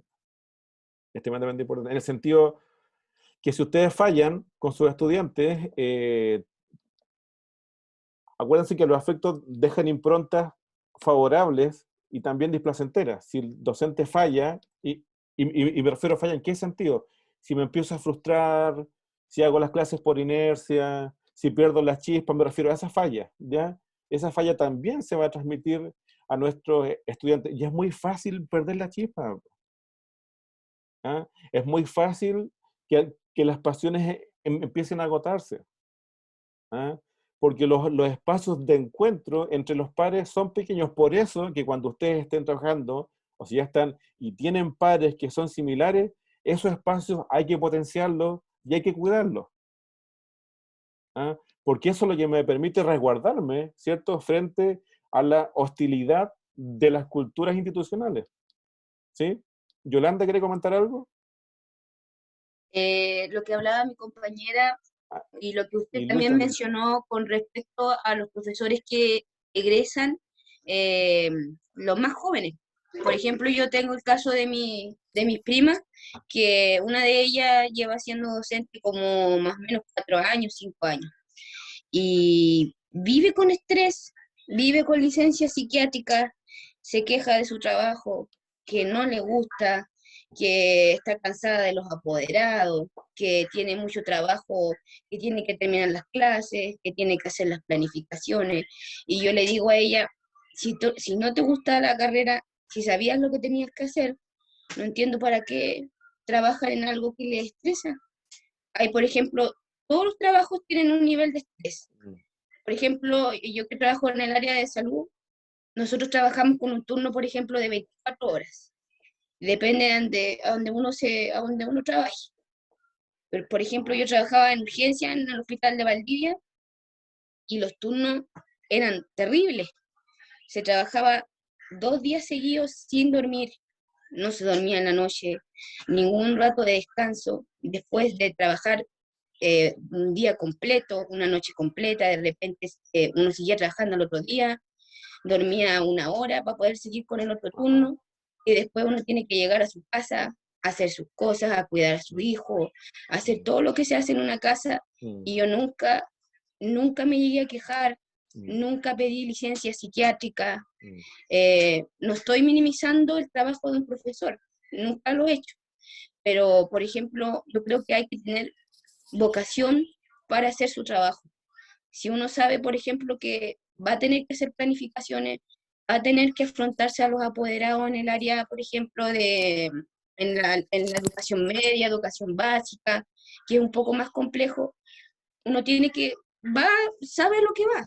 Entonces, por vocación, tiene que tratar de afrontar esos problemas de la mejor manera posible, porque es la carrera que uno eligió, en la que va a trabajar toda la vida. Entonces, eso es lo que no entiendo. Ella lleva tan pocos años como profesora y viven con licencia psiquiátrica. Y eso es lo que no comprendo. Yo igual entiendo que es harto trabajo el de un profesor, pero recién está empezando como profesora. Eso es lo que no comprendo. Sí, pues, Profesor. Sí, disculpe un segundo. Es complejo en el sentido de que, claro, todos en algún momento nos vamos a estresar y quizás se nos van a juntar más cosas, ¿cierto? Porque no solamente el trabajo, a veces tiene que ver con cosas de nuestra vida personal, que también, porque nuestros mundos están todos conectados, ¿cierto? Yo, por ejemplo, si estoy bien en mi casa, trabajo mejor. Si tengo problemas en la casa, aunque intente no llevarme los problemas a la casa, perdón, de la casa al trabajo, me va a influir. O sea, nuestro mundo está todo conectado y está bien que así sea porque no somos con compartimientos estancos separados, ¿cierto? Y nos podemos estresar. El tema está también en cuál es el apoyo que existe institucionalmente, ¿cierto? Si yo veo que un profe está con mucha licencia y soy el director, me da lo mismo mientras el sistema pague el sueldo y no sea el departamento, no sé, me da lo mismo, ¿qué hago como director? ¿Qué hago con mi equipo docente? Llamo a ese profesor, voy a la casa, o sea, me refiero a que, sí, en el caso de esta chica lleva poco tiempo y claro, está en condición psiquiátrica, que claro, uno podría pensar, como comenta su compañera, pucha, ¿para qué eligió algo que no está? Sí, pero también hay que ver las otras variables. ¿Por qué les comento? Porque enfrentar todo solo y tener una postura, siento, donde yo lo enfrento, es triste. Yo sé que a veces es necesario y nos tenemos que rascar solos, porque a veces no nos podemos echar para atrás porque no va a haber nadie que nos soporte, ¿cierto? A veces en la vida tenemos que avanzar nomás y no hay ninguna otra opción. ¿Ah? Pero no debiese ser así siempre. Es decir, nos falta una cultura también que sea más cooperativa, ¿cierto? En donde nos interese qué es lo que le pasa al otro, ¿cierto? En donde de verdad a lo mejor no tengo para qué ser amigo de mi colega, pero entender que es una persona, ¿cierto? Y eso genera cambios importantes. Hay establecimientos donde se generan vinculaciones más humanas, ¿cierto? Más cercanas, más cordiales, y hay menos licencias. Hay menos rotación de personal también. Cuando uno ve establecimiento, uno va, empieza a conocer el contexto y uno pregunta a los profes, y en el último año han pasado varios profes en un mismo cargo, o los últimos 2, 3 años también. O sea, uno dice, bueno, la rotación de personal también indica algo. ¿Ah? El número de licencias también indica algo. No solamente es la persona, es la cultura institucional. ¿Se fijan? Entonces, lo que comenta Yolanda es interesante porque nos demuestra una dimensión, pero que también es compleja, ¿cierto? Que también está inserta dentro de una, insisto, cultura institucional. ¿Ah? Y eso también tenemos que modificarlo nosotros. Si yo llego al establecimiento y ando solo, me tomo mi café a las 10 o 9:30 solo y no comparto con nadie, yo no voy a esperar que me ayuden, ni que me comprendan, ni que me entiendan. ¿Ah? Y si son todos individualistas, bueno, tengo que ver también cómo voy generando alguna modificación de eso. Claro, si finalmente no me siento bien, siempre está la opción de que lo pueda dejar, pero a veces no siempre está, porque a lo mejor me encalillé, pues. A lo mejor me encalillé, pedí un préstamo a 52 meses y llevo recién 6. Y si me salgo de acá, no sé si voy a encontrar pega en otro lado, por ejemplo. O sea, a lo que voy, que hay un tema vocacional, como comenta su compañera Yolanda, ¿cierto? Pero también es multivariable, ¿sí? Disculpa, es Camila, pero antes había levantado la mano por acá, no sé, Luis parece que era, ¿o no? ¿Sí? Para que le Sí, demos, profesor, buenas ¿sí? noches. ¿Sí? Vamos a Luis y después Mire, Camila. sí, quería comentar todo lo que, o sea, concuerdo con todo lo que han dicho los compañeros y quería apuntar a lo que mencionó último, comunidad educativa. Muchas veces los colegios se da la nombrada de que es una familia, pero a veces es una familia dispar, porque a veces uno se siente solo o hay colegas que se sienten solos, entonces el agobio es mayor porque a veces el colega no tiene dónde pedir ayuda con alguna cosa que a lo mejor lo esté presionando, con alguna situación que le pasó en el día, no tiene con quién comentar. Entonces ahí es donde se generan los problemas, la pedida de licencia, el estrés. También a veces con equipos directivos, lo digo porque conoció la realidad igual de otros colegios, equipos directivos que están desconectados con la sala de clase, con lo que pasa día a día, y te exigen que papeleo, que más cosas, cuando uno a veces no da abasto. Con esto de la contingencia COVID, se ha sumado mucho más trabajo de tener que andar detrás de los alumnos, a veces pidiendo, por favor, estudiante, entrégame una actividad, pero nos siguen llenando de trabajo. Hay más papeleo, que hay que tener evidencias, que esto y lo otro. También por otra parte, colegas que no tienen, encuentro yo, bien definida su vocación, que dejan su trabajo tirado, Que le no se dan más comprometen, trabajo, que no están comprometidos también, claro. exactamente, le dan más trabajo a otros colegas, entonces es un vicio total. Y también uno se va desapegando un poco a veces de lo que es una educación maravillosa que uno puede tener. Por ejemplo, yo tengo 27 años, llevo muy poco en el sistema, entré con muy altas expectativas, demasiado altas. Todos los años me voy desilusionando un poco, pero no pierdo mi vocación con mi trabajo con mis estudiantes. Pero hay otros aspectos con los cuales me he desanimado bastante. Ajá. Entre ellos, por ejemplo, comentar que me parece todavía sorprendente que en un consejo de profesores a veces nos dediquemos el rato completo a hablar sobre el alumno que se porta mal, el alumno que comete faltas, pero el alumno que tiene éxito dentro de la sala de clase o que tiene éxito en las tareas prácticas, eso nunca lo comentamos, pero sí nos pegamos con las cosas negativas. Entonces ahí como que todavía me falta un poco que cambiemos esa mirada y echar para adelante con aquellos que, o resaltar más las cosas buenas, que las cosas malas, cuando podemos solucionar y hacer cosas muy lindas por nuestros estudiantes. Sí, Eso, profesor. completamente de acuerdo, Luis. Gracias por tu comentario, porque sí, es lo que buscamos, ¿cierto? La experiencia de ustedes, ¿cierto? Ir contextualizando, y sí, pues, es una tarea compleja el tema del recurso humano, de la cultura, las interacciones al interior de los establecimientos, ¿sí? Estamos con Camila y Romina después. Sí, es que estaba recordando el video que usted subió en la plataforma sobre Ajá. Nucio, que explicaba de que los profesores intentan resistir. O sea, ¿por qué no mejor preparar, ¿cierto?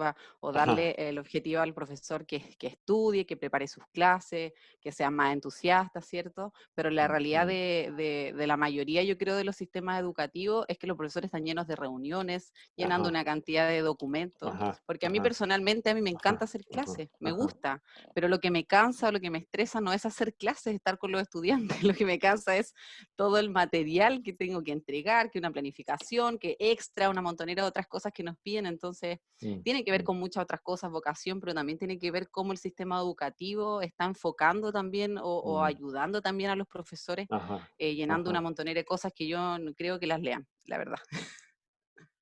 Es complico en el número nomás. Tiene que estar tal documento listo. Exacto, sí, sí. Y eso tiene que ver con la optimización de los tiempos y con la jerarquización de las actividades también. Y con la confianza.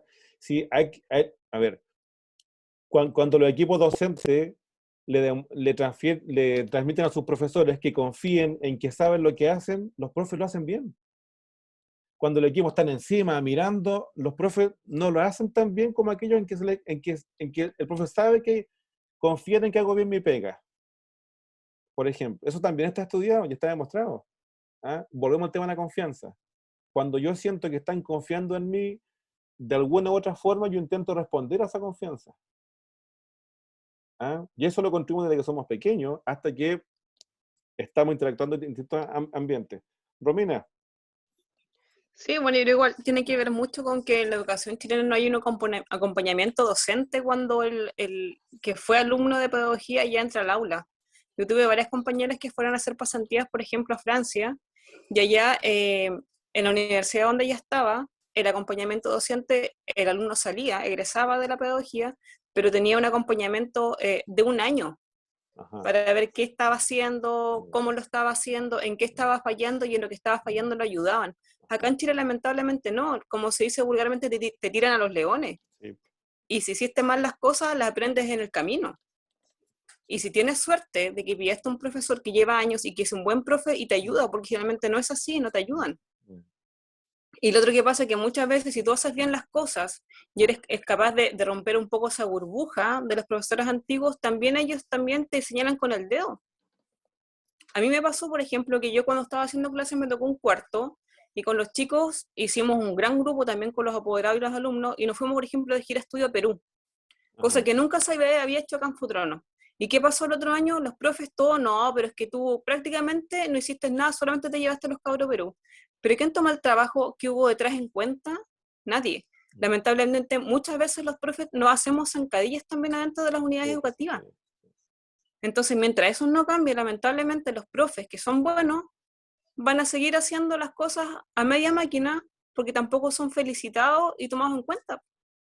Sí, bueno, eso también es un poco cultural, ¿eh?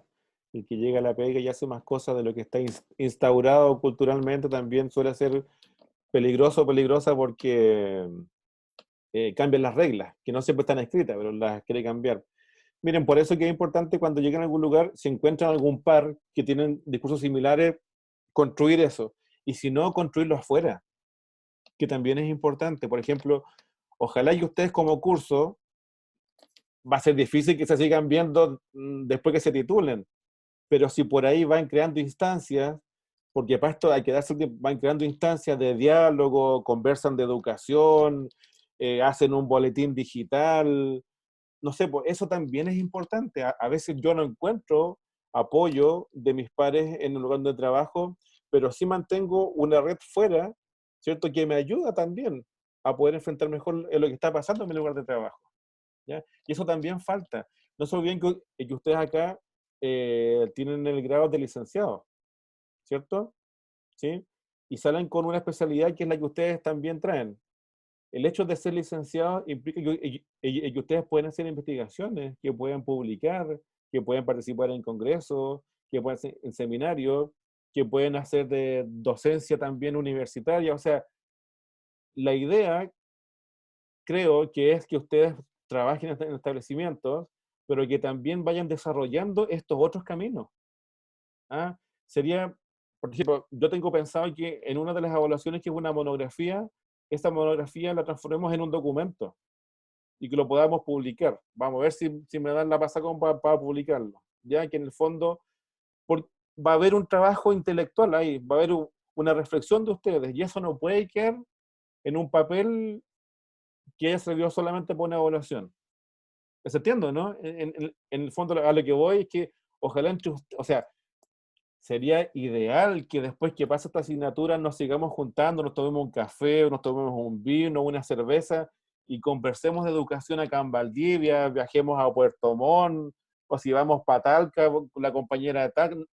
No sé si me explico, pero construimos esto también con instancias que no solamente son las que están dentro de la institución, sino que también que están afuera. Y vamos creando un